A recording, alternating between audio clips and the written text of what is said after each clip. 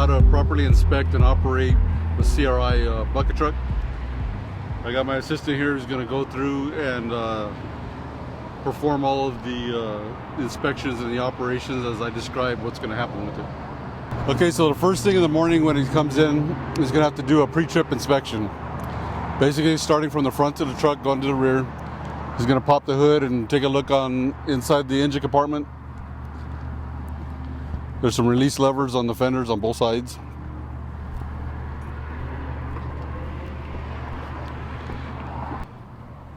Once they've been released, he'll go over to the front center and he'll pull up.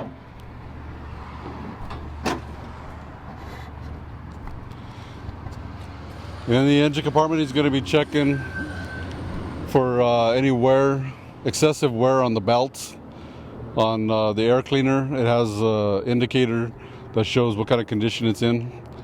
He's going to be checking the fluid levels and for any obvious leaks or damage that would keep him from using the truck. While it's open, he's going to take a look at the suspension. What he's looking for are loose bolts, and the best indicator for that is the bolts will actually have a little bit of rust around them. That shows that there's space in between the metal and then the water's getting there and it's rusting out. In this case, it looks like it's pretty good. So he's going to basically work his way out, check out his tires. Once he's got everything looked at and he's comfortable with everything that's there, he's going to basically work his way around the truck, looking for any kind of major leaks, any loose wires, anything hanging down, anything that might indicate a problem.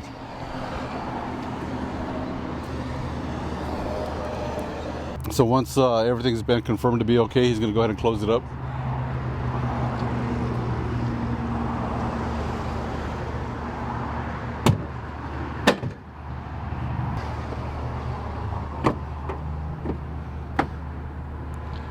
Okay, so he's going to go ahead and turn on the emergency lights, the headlights. And we also have some emergency flashing lights for the entire truck. There's some toggle switches. He's going to turn up the first three on the left side. And those will activate the flashing lights so that when you're working out in the field, you'll know that, or the people around you will know that you're working. Once he's got those on, he's going to jump down and do a walk around the truck to make sure that all the lights are functioning correctly.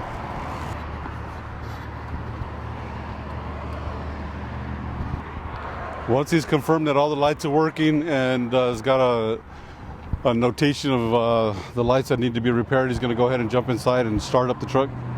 Making sure that the transmission is in neutral position. He's going to go ahead and turn the key and wait for all the clothes when they come out. He's going to wait for the needles on the dash to move over to the right and then back before he starts it. That's to allow the ECM time to do a self-diagnostic and get ready to start. So then go ahead and start it up. So once it's started, he's got these toggle switches over here on the right side of the key. The first three are the ones that he's going to turn on. You got your master switch, your PTO, and the power for the electrical service on the truck. Okay, then he's going to come out, he's going to set up the riggers on the truck. We'll show you how to do that. So over on the right side of the truck, we got these three levers. You got the lever that's all the way to the left. That controls where the hydraulic flows for either the boom itself or for the outriggers. So down position is going to be for the control up on top.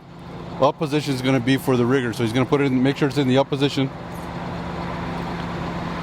And then the lever to the right of that controls the rigger on the right side of the truck. So he'll depress that and push it downwards.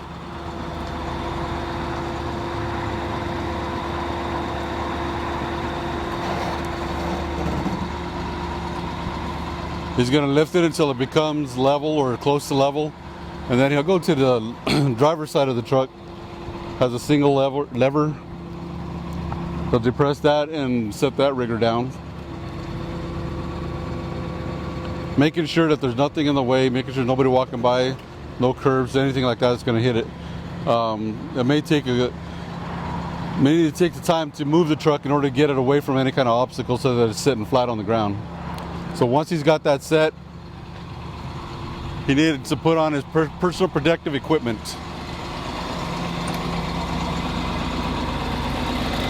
We have a bin here that's allocated strictly for equipment safety. You got your fire extinguisher, first aid kit, as well as your fall protection, your safety vest, and hard hats.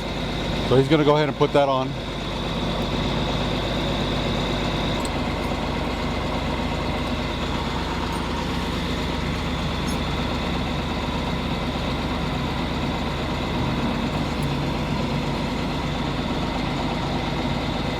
We have a safety video that's separate for showing you how to properly put on your fall protection.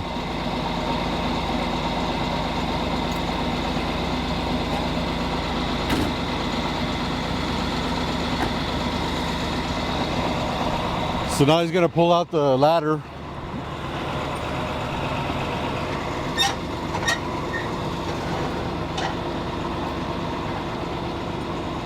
He's going to go ahead and go up on top. Okay, at the base of the boom you have controls that are similar to the controls inside the basket. For our purpose, we're not going to really be using these controls too much unless we're lifting transformers or something. Otherwise, for lifting the worker, we're basically just going to be dealing with the bucket itself.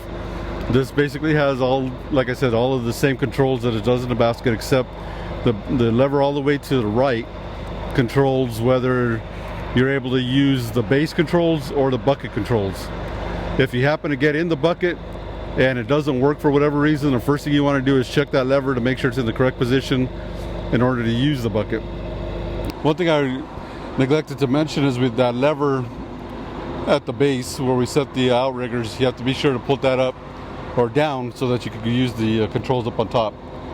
This bucket comes with a cover. It's basically to keep the water from the rain and stuff out of it, and dirt and dust and everything from getting blown inside there. That needs to be used on a regular basis. It needs to be put up on there every day. So what he's going to do is just take it off and set it aside. He's going to attach his lanyard from his fall protection to the eye bolt.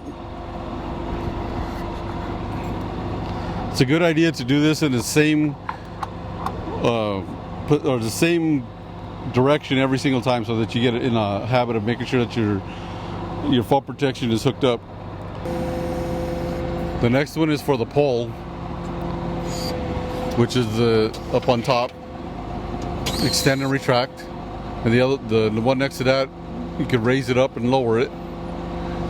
The key thing to remember about that one is if you raise that thing up, you got to remember to put it back down before you boom down, because if you try to put the bucket in or put the boom away in the cradle, it'll actually hit the top of the toolbox. So then our next one is the winch that allows you to, like I said, lift equipment. You're not allowed to lift any personnel with it. If you scan down here, we have a base, a spring-loaded base that the bottom of the bucket rests on.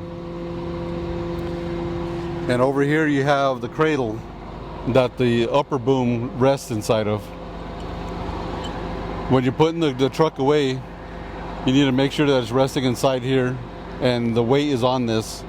If it's not, when you're driving down the road, it'll bounce. The other thing to remember about that spring-loaded base is you have all of the cables and lines that are underneath the hand control. If you happen to boom up enough where you can move over to the left, those could easily get snagged up on that base, and when you go to lift up, you're going to end up tearing up the tubes and everything. So why don't you we'll go ahead and get down, and then we could show him booming up and showing the different controls from a different angle. Go ahead and go through the different controls.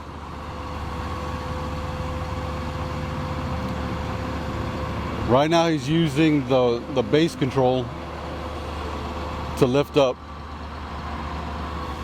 the base boom, I should say,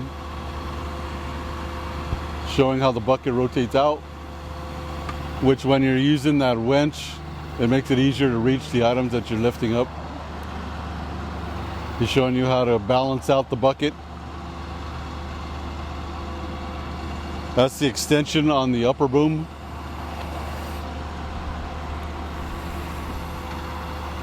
He's raising on the upper boom.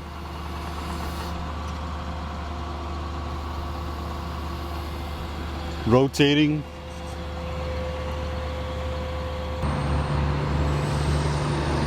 Once he has everything retracted, he's going to go ahead and lower down into the cradle. Okay, that's going to conclude this video. If you have any questions, be sure to check with your supervisor. Otherwise, that's basically all of the instructions on how to inspect and operate this truck.